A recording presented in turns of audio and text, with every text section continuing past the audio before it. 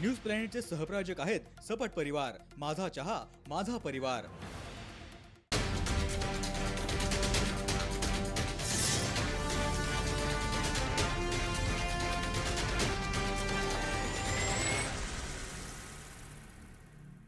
एक दिग्गज व्यक्तिमत्व आपल्या सोबत जोडलं गेलेलं आहे आणि ते म्हणजे भाजपचे ज्येष्ठ नेते सुधीर मुनगंटीवार.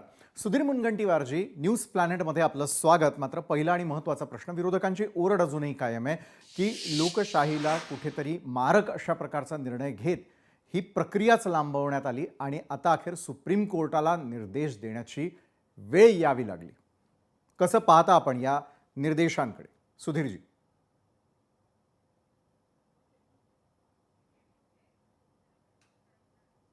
आपला आवाज आपण अनम्यूट केला तर आपल्याला ऐकता येईल.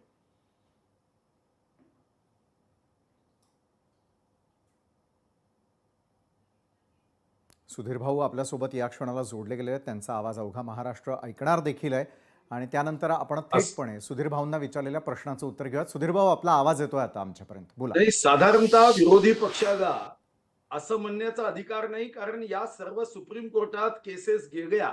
हा, या केसेसमध्ये विरोधी पक्षाचा कोविडचा अडीच वर्षाचा कालावधी सुद्धा होता. बरं. जर आपण बघितलं असेल तर छत्रपती संभाजीनगर महानगरपालिकेची मुदत ही 27 एप्रिल 2020 ला संपली.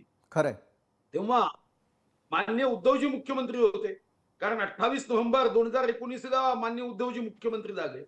महाविकास आघाडीचं सरकार होतं, पण शेवटी सरकार आमचं होतं की महाविकास आघाडीचं होतं हे महत्वाचं नाही. जेव्हा एखादा निर्णय हा सुप्रीम कोर्टामध्ये प्रलंबित असतो, तेव्हा शेवटी सुप्रीम कोर्टाने काय वर्डिक्ट द्यायचं, न्याय द्यायचा, निर्णय करायचा, हा पूर्ण अधिकार आपल्या संविधानाने सुप्रीम कोर्टाला दिला.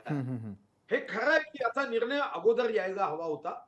याचा निर्णय जर लवकर आला असता तर ही जी काही लोकशाहीची थट्टा झाली, एकीकडे आम्ही संविधानाचं अमृत महोत्सवी वर्ष साजरं करत होतो आणि बिना ड्रायव्हरची गाडी, तसं बिना लोकशाहीनी निवडून आलेल्या लोकप्रतिनिधी विना ही सारी एवढ्या मोठ्या प्रमाणावर ज्या स्थानिक स्वराज्य संस्था, म्हणजे साधारणतः 29 महानगरपालिका, ज्यामध्ये 2 नवीन आहे, जालना व इचलकरंजी. बरोबर आहे. 27 महानगरपालिका डी होत्या, तुम्ही निवडणुका घेऊ शकले नाही. नगर परिषदा 248, याच्यावर कशाचे काय निवडणुका घेऊ शकलो नाही. नगर पंचायत 147 त्यापैकी 42 मध्ये आपण निवडणुका घेऊ शकलो नाही. 34 जिल्हा परिषद पैकी 32 ठिकाणी आपण निवडणुका घेऊ शकलो नाही. फक्त भंडारा गोंदिया याची मुदत संपायला अजून अवधी होता, म्हणून भंडारा गोंदिया इथं लोकप्रतिनिधी कुठेही नव्हता. सुप्रीम कोर्टाने हा निर्णय प्रलंबित ठेवल्याने एक मोठं नुकसान राज्याचं आणि राज्याच्या जनतेचं झालंय. आणि ते नुकसान म्हणजे 15व्या वित्त आयोगामधल्या तरतुदीचं. 15व्या वित्त आयोगाची तरतूद होती की जर एखाद्या स्थानिक स्वराज्य संस्थेमध्ये निवडणूक झालेली नसेल तर आम्ही वित्त आयोगाचं अनुदान देत नाही.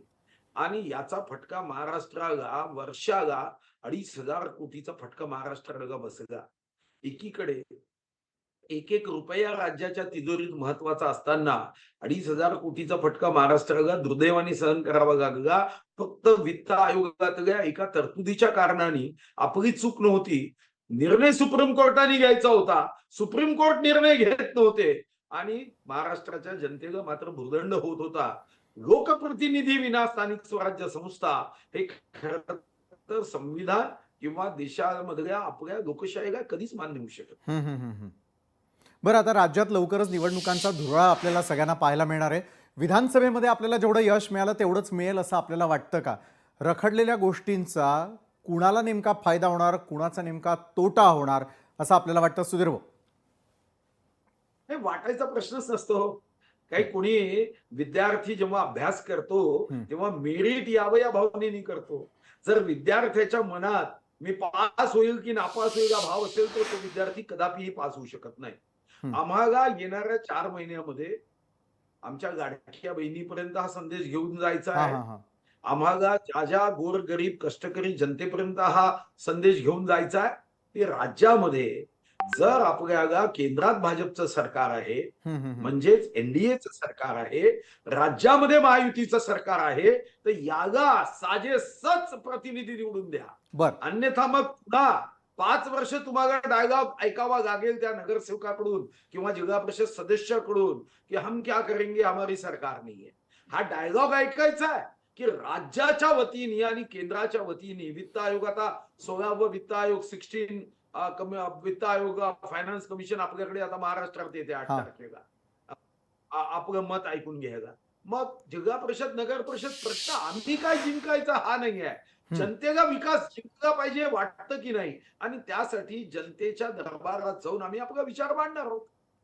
बरोबर आहे. जनतेच्या दरबारात जाण्यासाठी तुम्ही तयार आहात. थोडं मुंबई महापालिकेच्या दृष्टीने मला आपल्याला प्रश्न करायचा. 2 ठाकरे बंधू एकत्र येण्याच्या तयारीमध्ये असल्याच्या केवळ चर्चा आपण सध्याच्या घडीला ऐकतोय. मात्र 2 नंबरवर असलेला भाजप यंदा मुंबई महापालिका निवडणुकांमध्ये पहिल्या स्थानावरती येणार का? येणार असेल तर मग आपली स्ट्रॅटेजी काय? मी आपल्याला पुन्हा पुन्हा सांगतोय, मुंबई महानगरपालिकाच नाही, मुंबई पासून चंद्रपूर पर्यंत आणि सिंधुदुर्ग पासून गडचिरोली पर्यंत, कोल्हापूर पासून नंदुरबार पर्यंत या सर्व जिल्हा परिषदा असतील, नगर परिषदा असतील, नगरपंचायती असतील, याच्यासाठी आम्ही एकत्रितपणे महायुतीच्या माध्यमातून लढण्याचा निश्चितपणे प्रयत्न करू. स्थानिक स्वराज्य संस्थेमध्ये एखाद्या ठिकाणी असा प्रश्न उपस्थित होऊ शकतो, पण जुन्या प्रभाग पद्धतीच्या कारणाने मला व्यक्तिगत रीतीने वाटतं की प्रयत्न हाच राहील की आम्ही 3ही पक्ष आणि आमच्या सोबतचे, जसं आपल्याला माहिती आहे की माननीय आठवले साहेबांचा आरपीआय असेल किंवा विदर्भामध्ये आमच्यासोबत माननीय जोगेंद्र कवाडे साहेब असतील, अशांसोबत आम्ही प्रयत्न हाच असेल की आम्ही एकत्र येऊन लढू. नक्कीच. मुंबईचा प्रश्न, मुंबईमध्ये माहिती आहे की मुंबई जिंकणं गरजेचं आहे.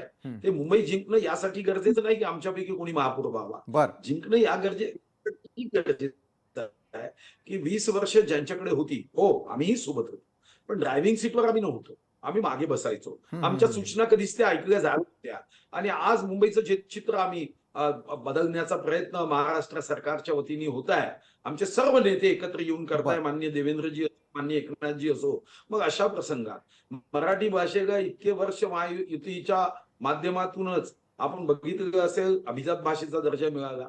आता माळा असेल, सिडको असेल, मोठ्या प्रमाणावर घर बांधण्याचा विषय असेल, मराठी भाषिकांसाठी आमचे उदय सामंजी ज्या पद्धतीचं पोर्टल किंवा मराठी भाषेसाठी प्रयत्न करताय, तर मुंबई महाराष्ट्राची, मुंबई मराठी परिवारांची, यासाठी जे काम आम्ही करू शकतो, बाकी पक्ष तर काही करण्याचा प्रश्नच उद्भवत नाही. बरं, नक्कीच. सुधीर भाऊ, मला आपला मुद्दा निश्चित लक्षात आला.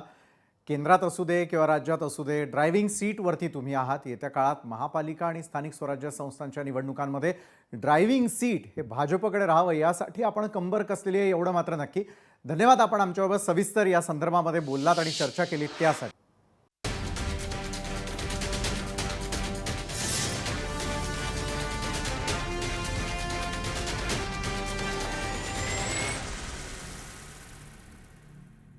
न्यूज प्लॅनेटचे सहप्रायोजक आहेत सपट परिवार, माझा चहा, माझा परिवार.